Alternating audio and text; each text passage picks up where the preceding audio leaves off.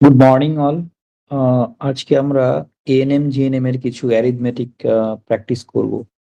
ঠিক আছে, আমরা দেখেছি এএনএম জিএনএম এ প্রতি বছরই 10টা করে অঙ্ক আসে, তার মধ্যে পাটিগণিত, জিওমেট্রি, ত্রিকোণমিতি, অ্যালজেব্রা সবকিছুই মিক্স থাকে। তো আমরা অ্যারিথমেটিক পার্টের আজকে অঙ্কগুলো করব, দেখবো লাস্ট 3 ইয়ার্স এ, লাইক 2021 সাল, 2022 সাল, 2023 সালে যে অঙ্কগুলো এসেছিল, তো সেগুলোই আজকে আমরা সলভ করবো, শুধুমাত্র অ্যারিথমেটিক পার্টটা।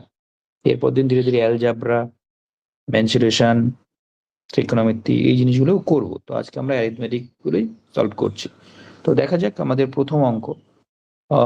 কি আছে? Madhav deposits 10,000 for 2 years in a bank at compound interest rate rupees of 6%, and his brother Naveen deposits same amount of money of the same period at the simple interest rate of 6%.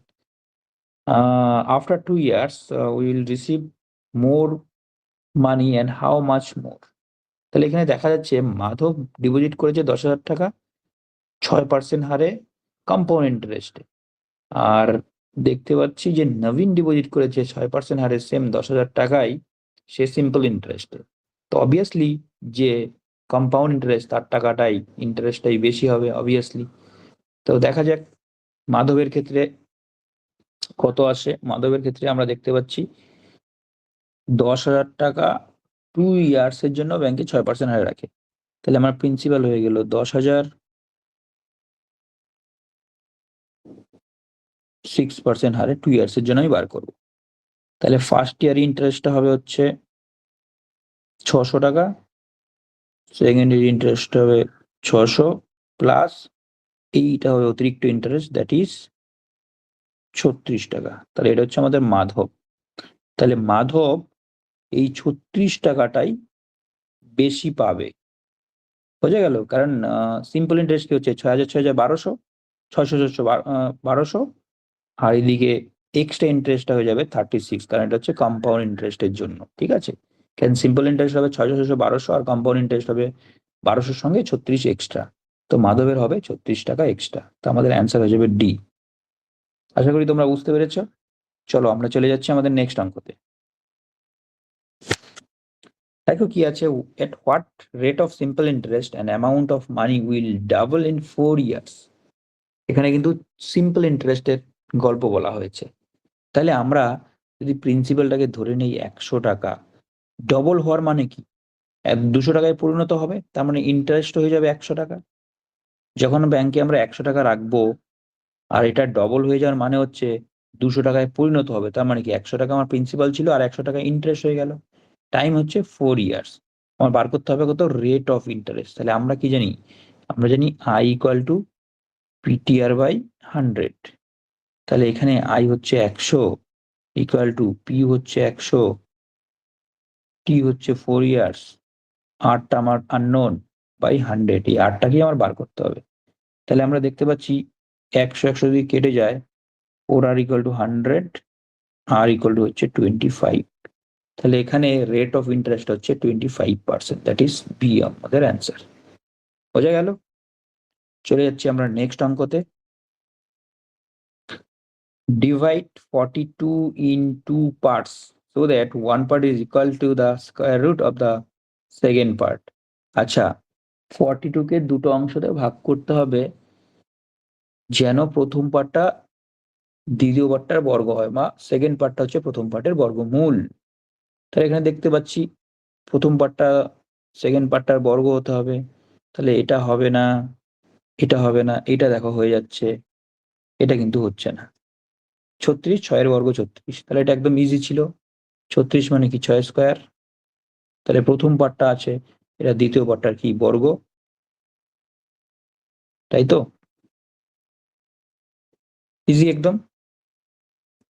Next, find simple interest on 3,000 at 6% per annum from 1st Jan to 26 May in 2005। আচ্ছা, আমাকে এখানে 1 জানুয়ারি থেকে 26 মে 2005 অব্দি যে ইন্টারেস্টটা, সেই সময়কালের ইন্টারেস্টটা বার করতে হবে। ঠিক আছে, তাহলে এখানে প্রিন্সিপাল আমরা জানি 3,000, রেট অফ ইন্টারেস্ট 6, টাইমটা শুধুমাত্র এখানে কি দেওয়া আছে? দিনে দেওয়া আছে, জানুয়ারি থেকে 26শে মে 2005। তাহলে জানুয়ারি থেকে 26শে মে হচ্ছে, জানুয়ারি হচ্ছে 31 দিন, ফেব্রুয়ারি হচ্ছে যেহেতু 2005 সুতরাং লিপ ইয়ার নয় 28 দিন, মার্চ হচ্ছে 31 দিন, এপ্রিল 30 দিন, আর মে মাসের 26 দিন দেওয়া আছে। তাহলে এটাকে যোগ করি, 8, 9, 10, 16, 17, 1, 5, 6, 2, 8, 3, 11, 12, 13, 14, 146 দিন হচ্ছে, তাই তো? হ্যাঁ, 146 দিন হচ্ছে, ঠিক আছে। তো 146 দিন মানে হচ্ছে 146কে যদি আমি 365 দিয়ে ভাগ করি, তাহলে এটা ইয়ারে পরিণত হবে, তাই না? তাহলে টাইমটা হয়ে যাবে 73 দিয়ে কাটলে 2, 73 দিয়ে কাটলে হচ্ছে 5, মানে 2/5। টাইমটা হয়ে যাবে 2/5। তাহলে আমরা কি জানি? আমরা জানি I equal to PTR/100। I equal to PTR/100। তাহলে এখানে হচ্ছে P হচ্ছে 3000 ইন্টু T হচ্ছে 2/5 ইন্টু রেট অফ ইন্টারেস্টটা হচ্ছে 6/100। এই তো হয়ে গেছে, তাই তো? PTR/100। তাহলে 0 0 কেটে গেল, 0 0 কেটে গেল, 5 দিয়ে কাটলে হচ্ছে 6, তাই তো? 6 দুগুণে 12, 6 12 হচ্ছে 72। তাহলে 72 টাকা হয়ে যাবে আমার সিম্পল ইন্টারেস্ট। বোঝা গেল? কিছুই নেই, শুধু এখানে টাইমটা দেওয়া আছে, ওই টাইমটাকে ইয়ারে কনভার্ট করতে হবে। তারপরে ফার্স্ট কি করলাম? জানুয়ারি মাসে 31 দিন, ফেব্রুয়ারিতে 28, মার্চে 31, এপ্রিলে 30, আর এদিকে 26শে মে আছে, মানে মে মাসের 26 তারিখ অব্দি। তাহলে 146 দিন পেয়ে গেলাম। তো 146 দিন মানে হচ্ছে 146/365 ইয়ার, তার মানে 2/5 ইয়ার।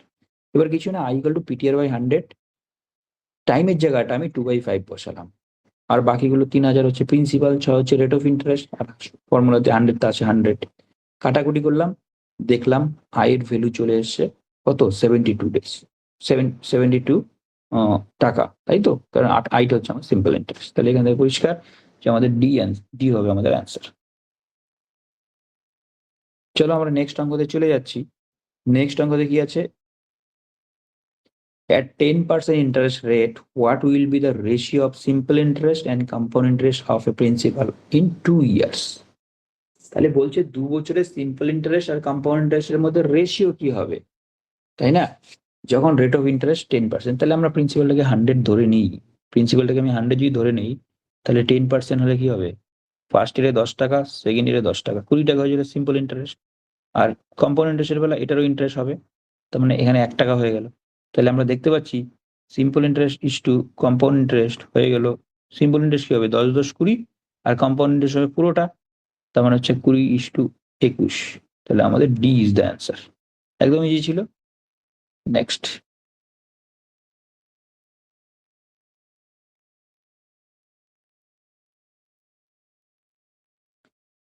দেখো নেক্সট অঙ্কটা কি আছে? দেয়ার আর 50, 45, 40 students in 3 classes in a school, and average age of the students in these 3 classes are 8, 10 and 12 years. তাহলে প্রথম ক্লাসে যে ছিল তাদের অ্যাভারেজ এজ হচ্ছে 8, সেকেন্ড ক্লাসে যে ছিল তাদের অ্যাভারেজ এজেস হচ্ছে 10, থার্ড ক্লাস যেটা ছিল সেই ক্লাসটাতে তাদের 40 জন স্টুডেন্ট ছিল, তাদের অ্যাভারেজ এজেস 12 ইয়ার্স।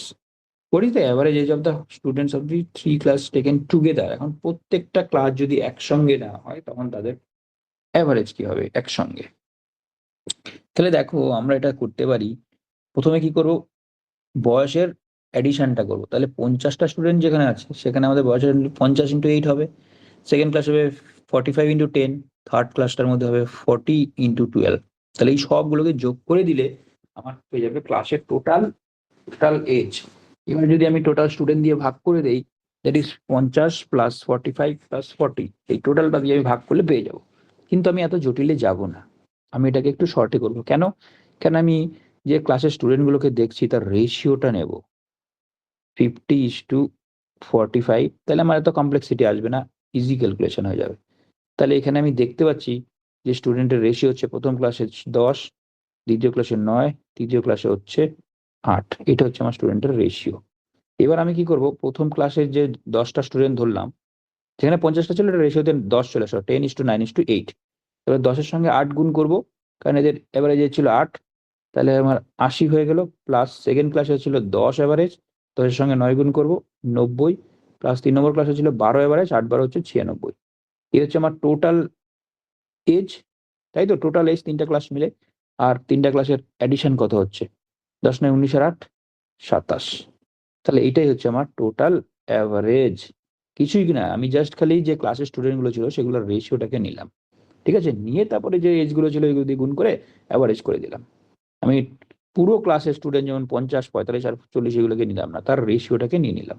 তাহলে আমার ইজি ক্যালকুলেশন হয়ে যাবে। তাহলে এখানে 27, এখানে যোগ করলে হয়ে যাচ্ছে আমার 6 9 9 18 19 20 26, তাই তো? এবার 27 দিয়ে কাটলে 8,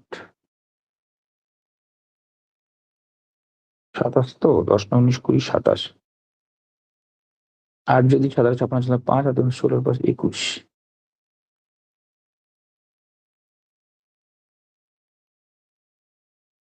ঠিক আছে, তাহলে এখানে আমার ফ্র্যাকশন অ্যান্সার আসবে। দেখো 266টা যদি 270 হতো তাহলে অ্যাভারেজ হয়ে যেত আমার 10, তাই তো? তাহলে এখান থেকে ভেরি ক্লিয়ার যে 10-এর থেকে একটুখানি কম, তাহলে আমাদের এই নম্বর অ্যান্সারটা কিন্তু আসবে। বা তোমরা যদি ভাগ করো ডাইরেক্ট, দেখো 9 বার যাবে, তারপরে ফ্র্যাকশন চলে আসবে 9 পয়েন্ট সামথিং, বোঝাই যাচ্ছে এখানে, তাই না? 9 বার দিলে কত হয়? 7 নং 63, 3 আসলে 6, 9 দুগুণে 18, 19 20 24, ঠিক আছে? তোমরা দেখতেই পাচ্ছ 9 পয়েন্ট সামথিং আসবে, তাহলে 9.85। কিন্তু আমরা এটা ক্যালকুলেশনটাকেও করবো না। ক্যালকুলেশন কেন করবো না? কারণ আমরা দেখতে পাচ্ছি 266 আছে, তাহলে 266টা যদি 270 হয় তাহলে কিন্তু আমার 10 হয়ে যেত অ্যান্সার। তাহলে 10-এর থেকে সামান্যতম কম, তাহলে অলমোস্ট 9.85। এইভাবেই কিন্তু তোমাকে করতে হবে অ্যাজিউম করে করে। তাহলে পরীক্ষার সময় যদি অ্যাজিউম না করে তুমি যদি ভাগ করো, হয়তো একটু টাইম লাগতে পারে। আর যদি তুমি অ্যাজিউম করে নাও তাহলে কিন্তু তোমার টাইমটাও বেঁচে যাবে। বুঝতে পেরেছো? তো আশা করি ক্লিয়ার। চলো আমরা চলে যাচ্ছি আমাদের নেক্সট অঙ্কতে। দেখো এখানে Sujan plus Tapan finish a work in 8 days। Sujan plus Tapan হচ্ছে 8 days, Ashok Tapan 6 days, Ashok plus Tapan হচ্ছে 6 days, আর এদিকে Sujan plus Ashok 4 days, Sujan plus Ashok হচ্ছে 4 days। তাহলে আমি কাজটাকে ধরলাম 24 ইউনিট, ফাইন। এবার পার ডেতে করবে 3 ইউনিট, অশোক তপন করবে পার ডেতে করবে হচ্ছে 4 ইউনিট, সুজন প্লাস অশোক করবে 6 ইউনিট পার ডে। তাহলে টোটাল আমার কাজটা হয়ে দাঁড়াচ্ছে 2 × Sujan plus Tapan plus Ashok, total কাজ করবে 4 3 7 6 13, 13 ইউনিট কাজ করবে, তাই তো? তাহলে সুজন প্লাস তপন প্লাস অশোক করবে 13/2 ইউনিট কাজ। এই তো হলো পার ডেতে তিনজনে যদি একসঙ্গে করে পার ডেতে 13/2 ইউনিট কাজ করবে। তাহলে টোটাল কাজ যদি আমার 24 ইউনিট হয় তাহলে তিনজনে কত দিনে করবে? 13/2টা হয়ে যাবে উপরে 48/13, 3 13 39, 9/13। আমাদের এইটাই অ্যান্সার আসে, 3 সমস্ত 9/13, তাই তো? 3 সমস্ত 9/13 এখানে অপশন নেই। If all three of them start together, how many days will they take to finish the work? আচ্ছা, এটার অ্যান্সার তাহলে এটাই হবে, 3 সমস্ত 9/13, ঠিক আছে? এটাই হয়ে যাবে আমাদের অ্যান্সার, এতদিনে শেষ করবে। চলো আমরা চলে যাচ্ছি আমাদের নেক্সট অঙ্কতে। এটা আছে, Ram and Madhav together completes a job in 4 days. If they work separately, Madhav needs 6 days more than what Ram needs to complete the job. In how many days will Ram Alan complete the job? তাহলে এখানে দেখতে পাচ্ছি রাম আর Madhav together আছে, তাহলে Ram plus Madhav 4 day লাগায়। এবার Madhav needs 6 days more what Ram needs, তাহলে রামের যদি x দিন লাগে মাধব একা করলে লাগবে 4 days more, 6 days more. যদি doctor Madhav needs 6 days more than Ram, তাহলে x plus 6 days লাগবে মাধবের।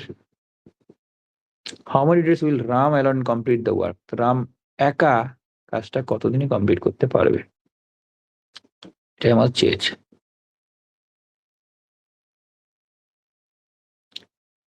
তাইলে আমি এটাকে কি করব,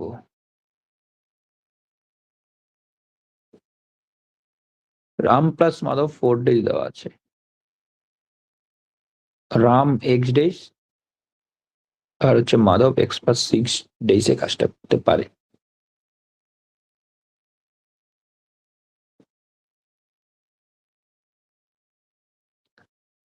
তাহলে ধরা যাক, আমরা ধরি কাজের পরিমাণটা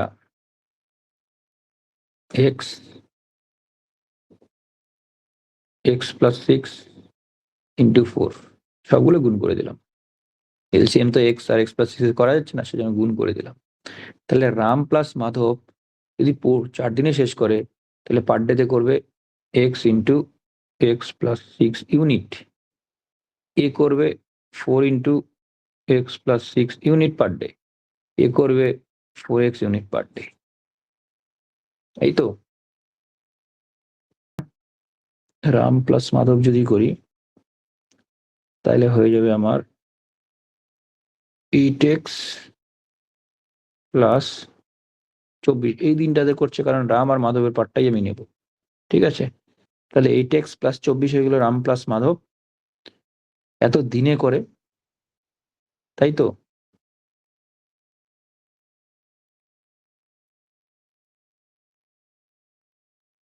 এত ইউনিট কাজ করে পার ডেতে রাম আর মাধব মিলে 8x প্লাস 24।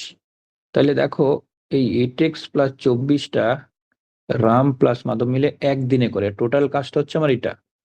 তাহলে কতদিন সময় লাগবে রাম প্লাস মাধবের, 4x into x plus 6 by 8x plus 24, 4x into x plus 6 by 8x plus 24, এটাই কোয়েশ্চেনে দেওয়া আছে 4 দিন, তাই না। তাহলে এখানে যদি আমি কমন নিই, 4 কমন নিই, তাহলে x into x plus 6, 4 common হলে হচ্ছে 2x প্লাস 6 ইকুয়াল টু 4, তাহলে x square plus 6x equal to হচ্ছে 8x প্লাস 24, 4 6 24, তাহলে x square minus 2x minus 24 equal to 0। তাহলে কি হবে, এটা হবে x minus 6 into x plus 4, তাই তো হচ্ছে। দেখো x square plus 4x minus 6 minus 2x minus 24, ঠিক আছে। তাহলে আইদার এক্স এর ভ্যালু হয়ে যাবে 6 অথবা এক্স এর ভ্যালু হবে -4। তাহলে যেহেতু এক্সটা আমার পজিটিভ হবে, তাই না, তাহলে এক্স এর ভ্যালু হবে 6। তাহলে আমরা অঙ্কটাতে কোথায় কি করেছিলাম, যে কে এক্স দিনে করছে রাম, তাহলে রাম যদি এক্স দিনে করে এক্স এর ভ্যালু আমার 6 চলে আসলো। তাহলে in how many days will Ram alone complete the job, 6 days হয়ে যাবে আমাদের অ্যান্সার।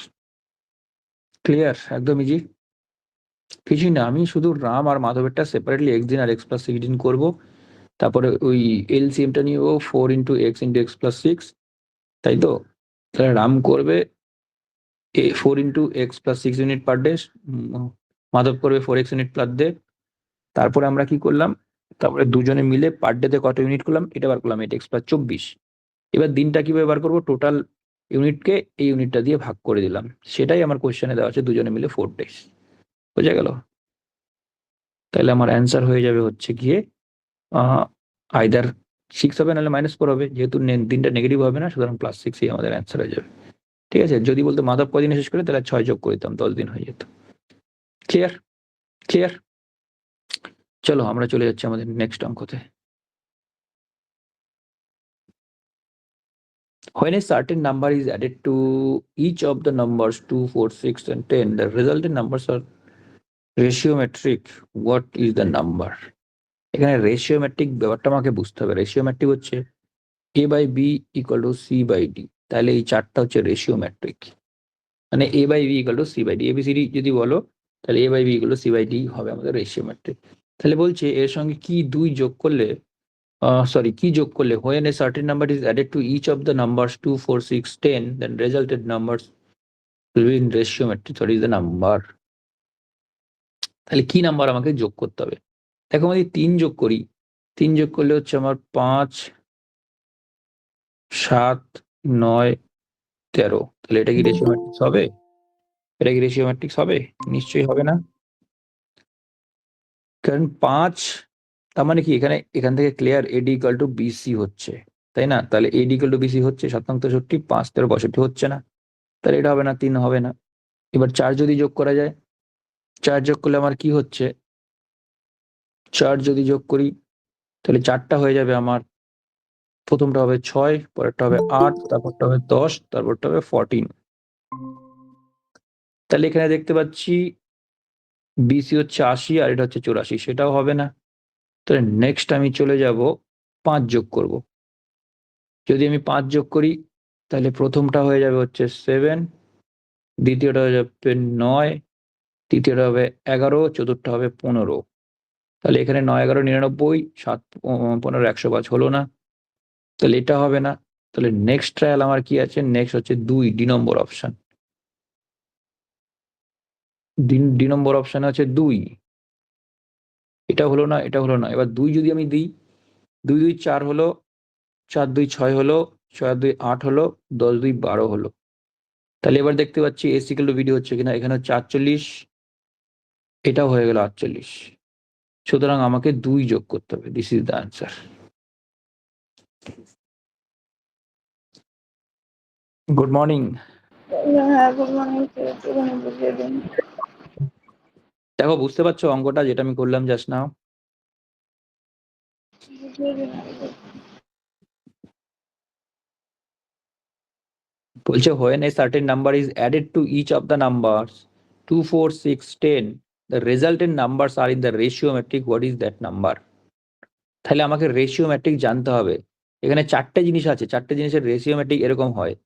এবিসিডি যদি রেশিও ম্যাট্রিক্স হয়, ঠিক আছে, তাহলে A by B equal to C by D হয়। বুঝতে পারছো? A by B equal to C by D হয়। তার মানে বলতে পারবো এডি ইকুয়াল টু বিসি, এটাকে বলে রেশিও ম্যাট্রিক্স।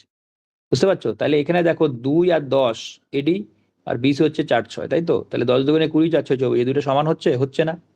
তাহলে 2 4 6 10টা কিন্তু রেশিও ম্যাট্রিক্সে নেই। বুঝতে পারছো? এবার বলছে কি অ্যাড করলে ওটা রেশিও ম্যাট্রিক্সে হবে। তাহলে এই 2 4 6 10 যে আছে তাদের প্রত্যেকের সঙ্গে এমন একটা নাম্বার যোগ করো যেটা এটা রেশিও ম্যাট্রিক্সে হবে। বুঝতে পেরেছো অঙ্কটা? অঙ্কের ভাষাটা বুঝতে পেরেছো বলো? অঙ্ক পরে সলভ করবো, অঙ্কের ভাষাটা। কি কত যোগ করতে হবে ওটা শিখিয়ে দিন। তাহলে এখানে আমার 2 4 6 8 আছে, 2 4 6 10 আছে। তাহলে দেখো 2 এর সঙ্গে 10 গুণ করলে দেখো এবিসিডি কি বললাম, A by B equal to C by D বললাম তো। তাহলে এডি ইকুয়াল টু বিসি হওয়া উচিত, তাই তো? রেশিও ম্যাট্রিক্সে যদি থাকে। তাহলে এখানে এডি কি আছে, 10 ইন্টু 2 20, 20 আর 24 দুইটা সমান আছে কি? সমান নেই। প্রথমটাকে এ, তারপরটাকে বি, তারপরটা সি, তারপরটা ডি ধরো। তাহলে এডি ইকুয়াল টু বিসি হচ্ছে কিনা, যদি না হয় তাহলে রেশিও ম্যাট্রিক্সে নেই। তাহলে 2 4 6 10 রেশিও ম্যাট্রিক্সে নেই, কারণ 10 দুগুণে 20 আর 4 6 হচ্ছে 24। মাঝের দুটার গুণফল সমান সমান লাস্টের দুটোর গুণফল হতে হবে, তাহলে এখানে নেই। তাহলে এমন জিনিস অ্যাড করো যেন রেশিও ম্যাট্রিক্সে হয়। তাহলে প্রত্যেকটার সঙ্গে যদি 3 যোগ করো তাহলে প্রথমটা হয়ে যাবে 5, দ্বিতীয়টা হবে 7, তৃতীয়টা হবে 9, শেষেরটা হবে 13।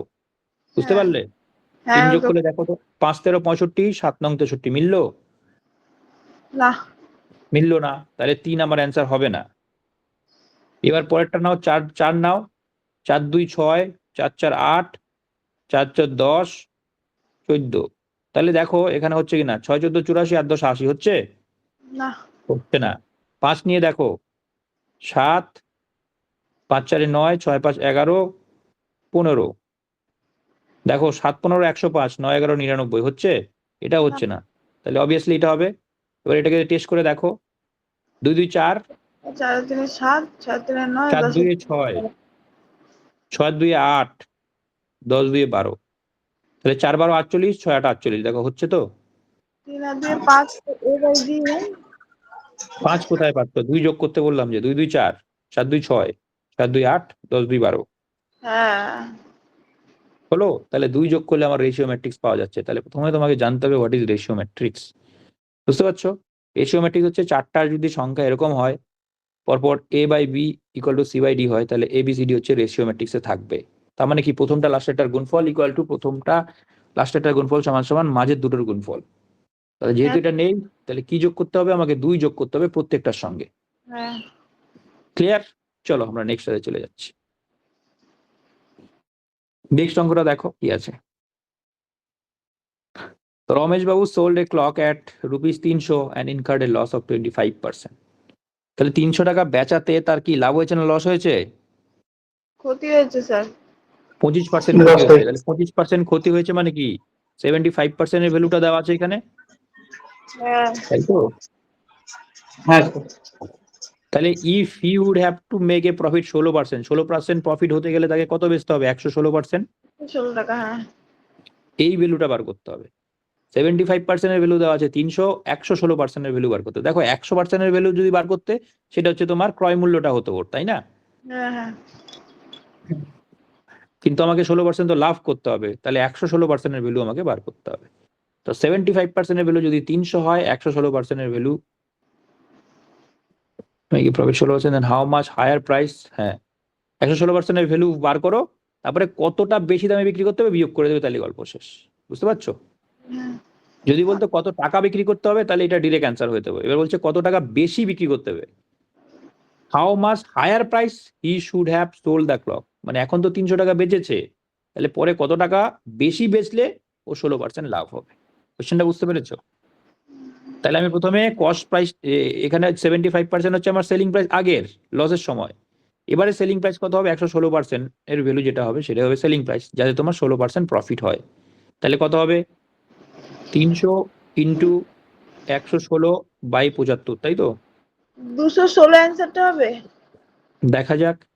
না 75 দিয়ে কাটলে কত হচ্ছে? 75 দিয়ে কাটলে 164 স্যার এ নাম্বার। 464। তাহলে 464 টাকা 100 বিক্রি করতে হবে। আগে 300 টাকা বিক্রি করেছিল, তাহলে কত টাকা বেশি? 164। Very good. 164 ক্লিয়ার? কোনো doubt Bulbuli? No sir. 300 into 300 into 116/75। Simple ঐকিক নিয়ম তো। 75% এর ভ্যালু এটা, তাহলে 116% এর ভ্যালু কত হবে? 464 হবে। যদি বলতো কত টাকা বিক্রি করতে হবে, তাহলে অ্যান্সার হতো 464 টাকা। এখানে বলছে কত টাকা বেশি বিক্রি করতে হবে, তাহলে আগে 300 টাকা বিক্রি করেছিল, কিন্তু এখন এত, মানে 464 টাকা বিক্রি করতে হবে, তার মানে কি 164 টাকা বেশি বিক্রি করতে হবে আগের তুলনায়। দেখো হাউ মাস হায়ার প্রাইস লেখা আছে, 164 টাকা অত্যাধিক বিক্রি করতে হবে। ক্লিয়ার? ওটা 126 টাকা থেকে আসলো। কোথায় 126 দেখছো? ওটা 116 লিখেছেন। হ্যাঁ 116। বাহ 75% এর ভ্যালু 300, তাহলে 116% এর ভ্যালু কত? তুমি নিজে বার করো না, সিম্পল। 75% ইকুয়াল টু 300, তাহলে 116% ইকুয়াল টু কত? খাতাটায় 464। এটা কি দ্বিতীয় অঙ্ক? কোনটা দ্বিতীয় অঙ্ক? এটা 2 নম্বর অঙ্ক করেছেন। না, বহুত অঙ্ক হয়ে গেছে। ওর বাবা। এখন কটা বাজে বলো তো? 5টা। তাহলে 5টা 6 বাজে, 45, 15, 40, 46 মিনিট হয়ে গেছে, 30 মিনিট 36 মিনিট হয়ে গেছে। চলো নেক্সট চলে যাচ্ছি। ক্লিয়ার তো এটা? হ্যাঁ হ্যাঁ স্যার ক্লিয়ার স্যার। চলো এটা দাঁড়ান একটু।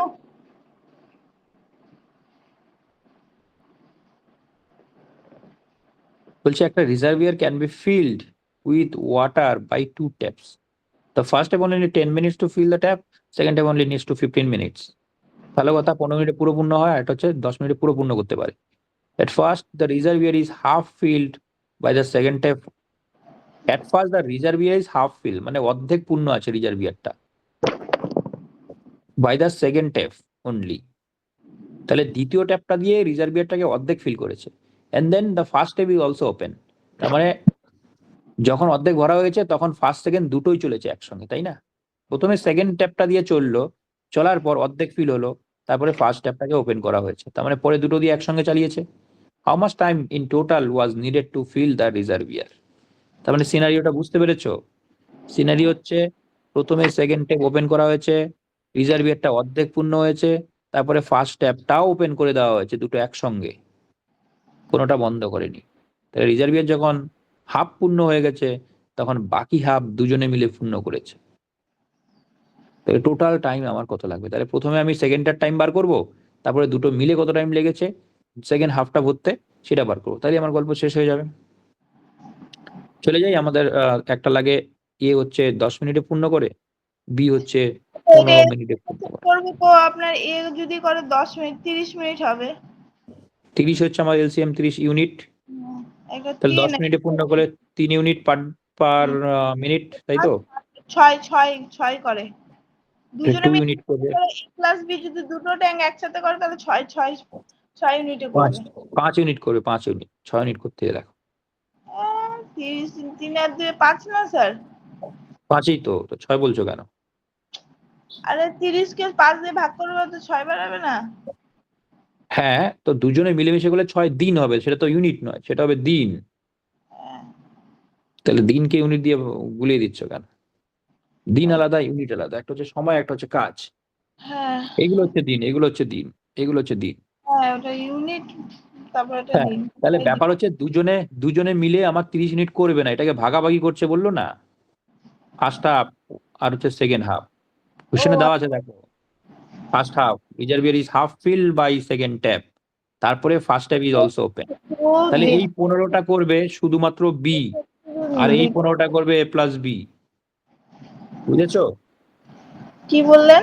প্রথমটি কি বলছে? প্রথমে শুধু দ্বিতীয় নলটি ব্যবহার করে অর্ধেক ভর্তি করা হয়েছে না? এক্স্যাক্টলি, প্রথম নলটি খুলে দেওয়া হয়েছে। আচ্ছা 30 এর মধ্যে দ্বিতীয় নলটি হচ্ছে 2 ইউনিট। এক্স্যাক্টলি, দ্বিতীয় নলটি পার মিনিটে 2 ইউনিট করে,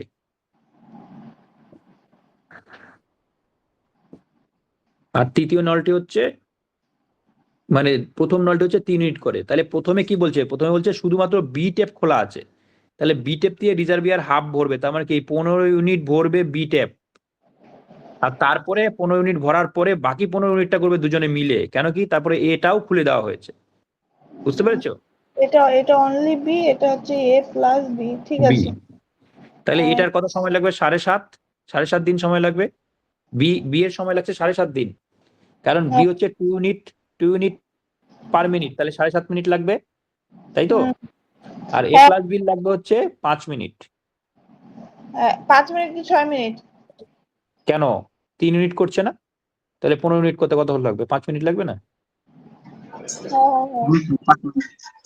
সরি 3 ইউনিট নয়, 3 ইউনিট না, ভুল বললাম। এ প্লাস বি হচ্ছে 5 ইউনিট করছে, তাহলে 3 মিনিট লাগবে। এ প্লাস বি তো দুটো, হ্যাঁ, এ প্লাস বির ভ্যালু হচ্ছে 5, তাহলে কয় মিনিট লাগবে? 3 মিনিট লাগবে এইটুকু। আর এটা লাগবে তোমার হচ্ছে 2 দিয়ে ভাগ করলে 7.5 মিনিট, তাহলে আলটিমেটলি কত মিনিট লাগলো? 10.5 মিনিট। বুঝতে পেরেছো? অঙ্কটা ইজি, কিন্তু ফার্স্ট হাফ সেকেন্ড হাফের ব্যাপারটা বুঝতে হবে কিন্তু। প্রথম অর্ধেক রিজার্ভিয়ার, তারপরে সেকেন্ড অর্ধেক দুজনে করেছে। তাহলে এখানে লাগছে আমার 7.5, আর এখানে লাগছে যে 3। বুঝতে পেরেছো 3 কেন হলো? কারণ এ প্লাস বি হচ্ছে 5 ইউনিট, তাহলে 15 ইউনিট করতে 3 মিনিট লাগবে, তাহলে টোটাল টাইম হচ্ছে 7.5 প্লাস 3, এই 10.5। একদম ইজি ছিল। চলো নেক্সট।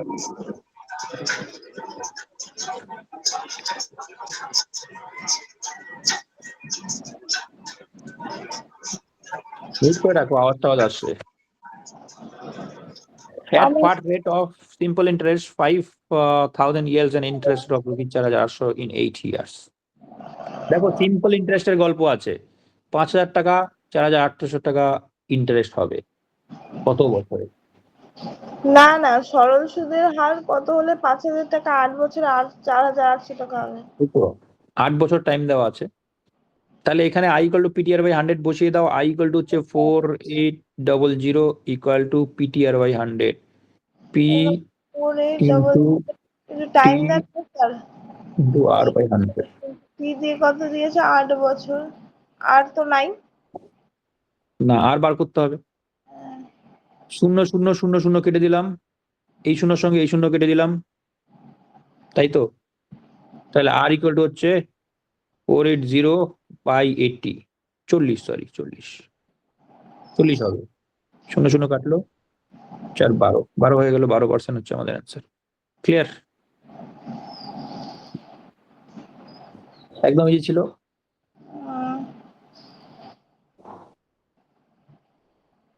দেখো, কোনো ডাউট আছে? না স্যার, হয়ে গেছে Very আমার। good. এটা বলো, number of students in two schools are same.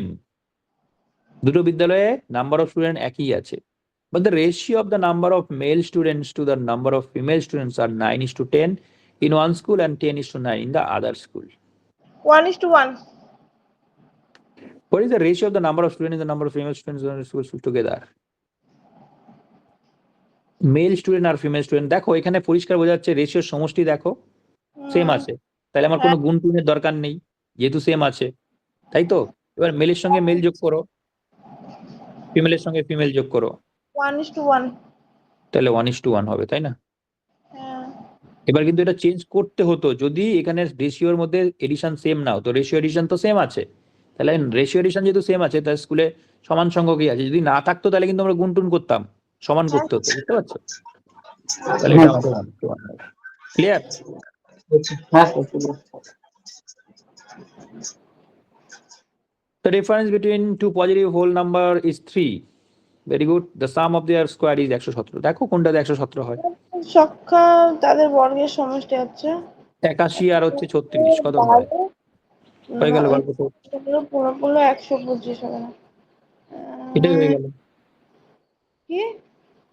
বর্গের সমষ্টি করো, দেখো 117 হয়ে চলে আসলো, প্রথমটাতেই হয়ে গেল, গল্প শেষ। হ্যাঁ স্যার। 9 আর 6 হুম। 9 9 81, 6 6 36 বর্গের সমষ্টি, ওহো। ঠিক আছে? বাকিগুলো করলে অনেক বড় হবে, 12 স্কয়ার করলে 144 হয়, আমার আছেই 117। ঠিক ঠিক ঠিক। কিচ্ছু না, জলের মতো অঙ্ক এগুলো। হুম। বলো এটা। A co-op bank offers compound interest 5% in the first year and 4% second year if the content becomes so in 2 years what is the principal amount? আচ্ছা, দেখো এখানে প্রিন্সিপাল অ্যামাউন্টটা চেয়েছে 2 ইয়ার। 5% ইন্টু হচ্ছে 2000।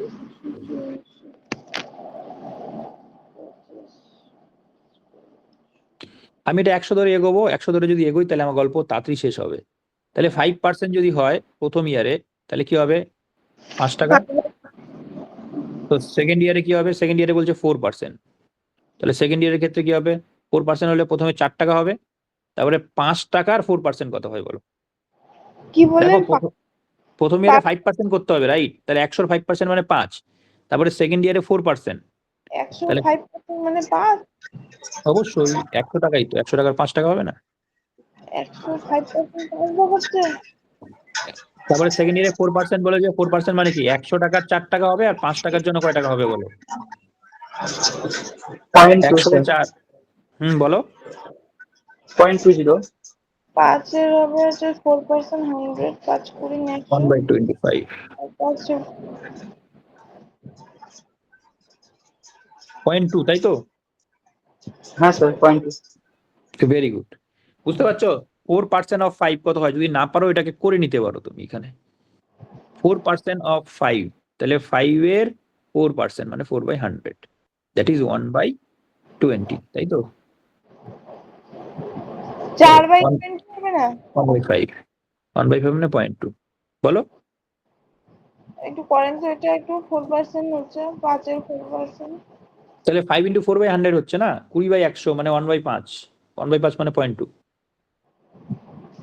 আচ্ছা, তাহলে একটা জিনিস দেখো, আমার টোটাল ইন্টারেস্ট কত হচ্ছে এখানে? এটা 9.2, কোয়েশ্চেনে এটাই দেওয়া আছে 2184। যদি আমার প্রিন্সিপাল 100 ধরি তাহলে হচ্ছে 9.2, এটাই কোয়েশ্চেনে দেওয়া আছে কত? 2184। বুঝতে পারছো? তাহলে 2184-কে 9.2 দিয়ে ভাগ করো, তারপর 100 সঙ্গে গুণ করে দিলে আমার আনসার হয়ে যাবে। যদি আমি 100 প্রিন্সিপাল ধরি আমার চলে আসে 9.2, কিন্তু কোশ্চেন আছে 2184। বুঝতে পারছো? দেখো ক্লিয়ার কিনা। না স্যার। আমি ধরলাম 100 প্রিন্সিপাল, যেহেতু প্রিন্সিপাল আমার দেওয়া নেই। এবার প্রথম ইয়ার ইন্টারেস্ট হচ্ছে 5%, দ্যাট ইজ 5 টাকা। সেকেন্ড ইয়ার ইন্টারেস্ট হবে 4%। তাহলে 4% হলে 100-র 4% হবে, আর 5-এরও 4% হবে। 100-র 4% হচ্ছে 4 টাকা, আর 5-এর 4% হচ্ছে 0.2 টাকা। তাহলে টোটাল আমার কম্পাউন্ড ইন্টারেস্ট কত হলো? 9.2। ক্লিয়ার?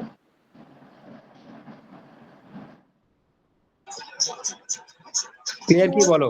বুঝতে পারছি না। বুঝতে পারছো না? ঠিক আছে, আরেকবার বলছি, দেখো ভালো করে মন দিয়ে শুনবে।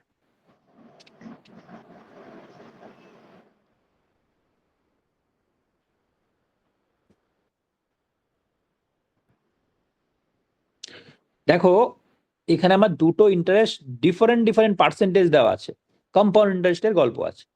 প্রথম ইয়ারে ইন্টারেস্ট রেট হচ্ছে 5%, সেকেন্ড ইয়ারে ইন্টারেস্ট রেট হচ্ছে 4%। এটুকু বুঝেছো? হ্যাঁ। তাহলে প্রিন্সিপাল যদি আমার 100 টাকা হয়, তাহলে ফার্স্ট ইয়ারের ক্ষেত্রে ইন্টারেস্ট কত হবে? 5 টাকা, কারণ 5% তো প্রথম ইয়ারে। সেকেন্ড ইয়ারের ক্ষেত্রে কি হবে? 4% ইন্টারেস্ট।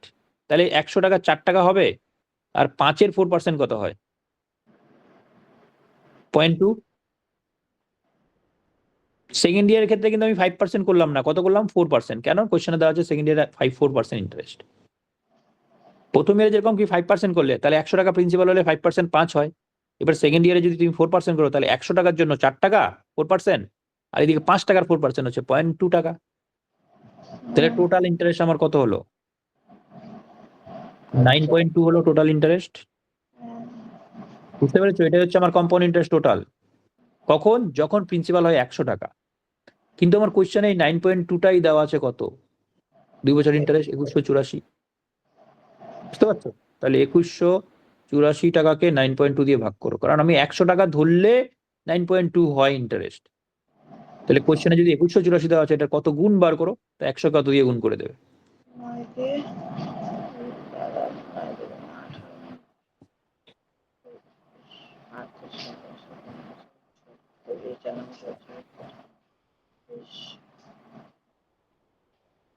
24 হলো কত টাকা বলো? তারপরে 2 24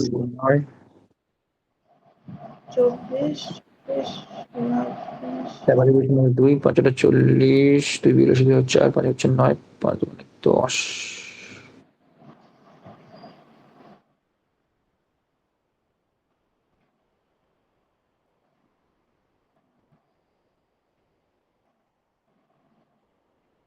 10920 কে 46 দিয়ে ভাগ করতে, তাহলে 46 যদি হয়, এটা আমার হচ্ছে কতবার যাচ্ছে?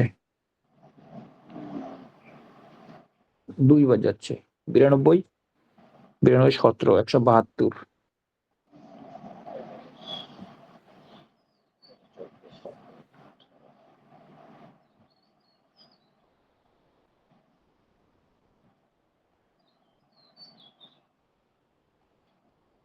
তিন বার যাবে। যা। If a certain amount of money becomes 2184, আচ্ছা এটা তো এখানে একটা গন্ডগোল, 84 আছে। একটা জায়গায় গন্ডগোল হয়ে গেছে। বলছে if a certain amount of money becomes এত, ওটা এটা কিন্তু টোটাল সুদ আসল দেওয়া আছে। আমার এই জায়গাটা গন্ডগোল হয়েছে, হ্যাঁ চলো সুদ আসল আছে এটা। এটা কিন্তু সুদ দেওয়া নেই, দেখো if a certain amount money becomes এত, এটার মানে কিন্তু, আসলে এটার স্যার মানে কিন্তু সুদ আসল এটা। তাহলে আমার সুদ আসল কত হবে বলো তো? সুদ আসল হবে 100 প্লাস মাইনাস। 9.2, মাইনাস হ্যাঁ কেন? হ্যাঁ হ্যাঁ তাহলে 100। 109.2 এইটা হবে। তাহলে এইটার ভ্যালু দেওয়া আছে তোমার, এটা বুঝতে পারছো? এবার করো, অঙ্কটা হয়ে যাবে। তাহলে 2184-কে 109.2 দিয়ে ভাগ করতে হবে, বুঝতে পেরেছো? কারণ এটা অ্যামাউন্ট দেওয়া আছে, অ্যামাউন্ট মানে কি? সুদ যোগ আসল। তো সুদ আসল আমাদের কত হলো? 100 দিয়ে প্রিন্সিপাল হয়, 9.2 ইন্টারেস্ট। তাহলে আমার অ্যামাউন্ট হবে 100 প্লাস 9.2, দ্যাট ইজ 109.2। তাহলে 109.2, এটাই কোশ্চেনে দেওয়া আছে 2184। তাহলে 2184 বাই 109.2 কত হবে? 109.2 শূন্য শূন্য কত দেওয়া আছে? 2184 না? হুম 1092 10 দিয়ে গুণ করলে হচ্ছে 2184 শূন্য 10 দিয়ে গুণ করলাম উপরে নিচে দেখো তো কত হয় উপরে দুইবার আবার দেয়, তাই তো 20 হয়ে যাবে তাই না? 2 দিয়ে গুণ করলে হয়ে যাচ্ছে হ্যাঁ 20 হয়ে যাচ্ছে দেখো একদম না স্যার 2000 হবে। তাহলে 20 যদি হয় তাহলে আমি 100 টাকা ধরেছিলাম 100 সঙ্গে 20 গুণ করে দাও, এটাই হবে আমার প্রিন্সিপাল 2000 টাকা। ক্লিয়ার?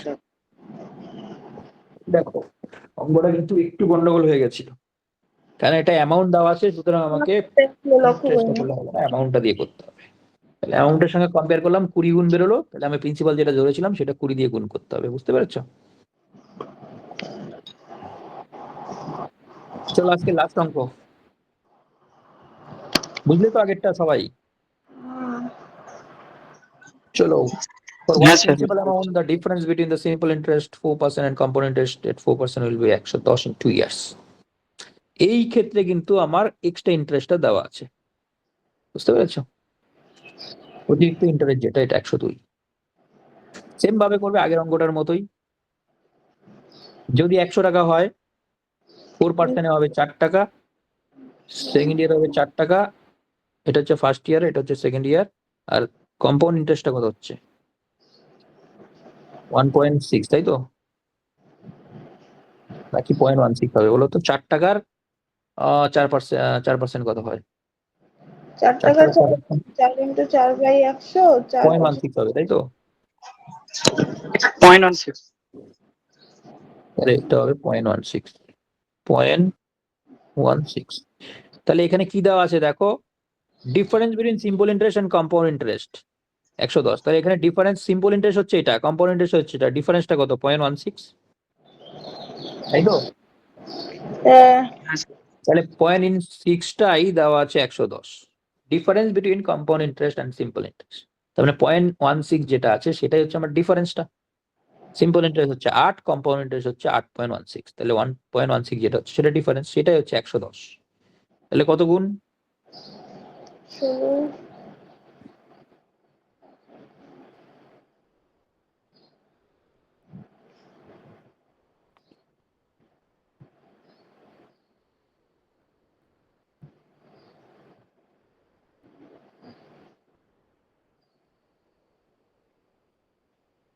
ভাগ করলে মেলে কি কোথায় মিলছে? দেখা যাক। 6 16 96, তাই তো? 96 এর দিকে 14, 140। Answer D sir. 140 মানে হচ্ছে 8 16 কত হয়?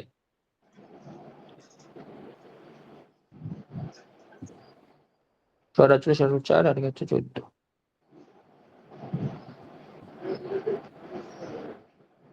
হচ্ছে কি 8 16 বাবা 44। এই বি হচ্ছে কি আদৌ?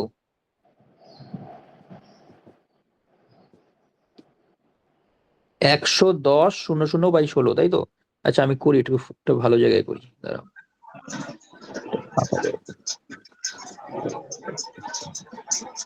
দেখো 110 00 বাই 16, এটাই তো ছিল আমার।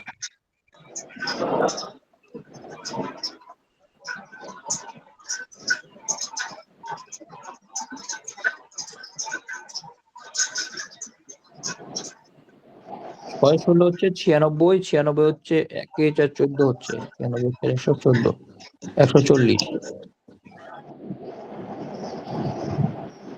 8 16 হচ্ছে 6 48 8 4 8 4 12 128 12 120, 120 হচ্ছে